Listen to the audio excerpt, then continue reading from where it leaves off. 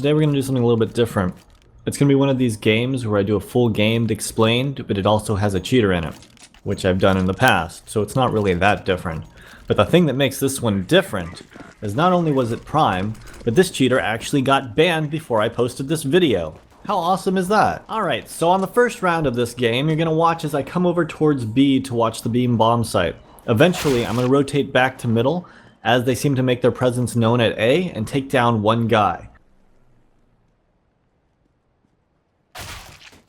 Now while that is all well and good, I'm not exactly the player I want to highlight in this game. I'm actually going to be highlighting a player named Fawn.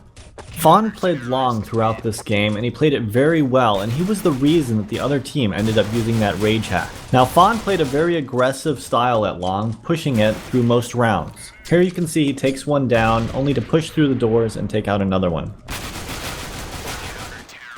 This is the first gun round. As you can see, they're playing 3 stacked long. Now the goal is to rotate 2 off, leaving Fawn out there by himself, but one of them ends up going down and they only can rotate the one guy away from him. Eventually a call comes in saying they're working their way up cat, so Fawn rotates off of long and makes his way over towards Goose, where he holds the site. A teammate of his rotates up through CT spawn, and once he's holding the angle, Fawn decides to peek out and they crossfire it as they come up into sight.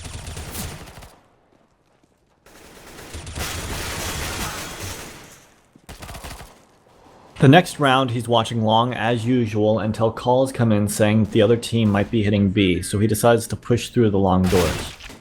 This moves him into position to flank the guy on cat. The only problem is he's not able to take the guy out. The good news is since he just pushed through long, he does have full control of long, so he rotates back through long and they split the site. The next round he plays heavy pressure on long, dropping a smoke to block off the doorway and then a deeper Molotov to keep whoever's in the room, or if there isn't anyone in the room, keep someone from pushing into the room. He changes things up on the next round by playing aggressive on cat and dropping a Molotov to prevent a rush.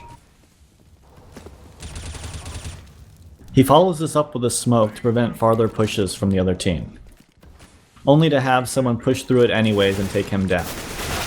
This round serves as the final straw for the rage hacker, as he pushes out long and makes his way towards middle, jumping onto the barrel and getting an easy kill to this guy over the smoke. The terrorist team is able to take B, and he rotates through B tunnels and is able to shoot the guy on platform, retaking the site. And that's all it took for the rage hacker to decide it was time to toggle on his hacks with this incredible display of text.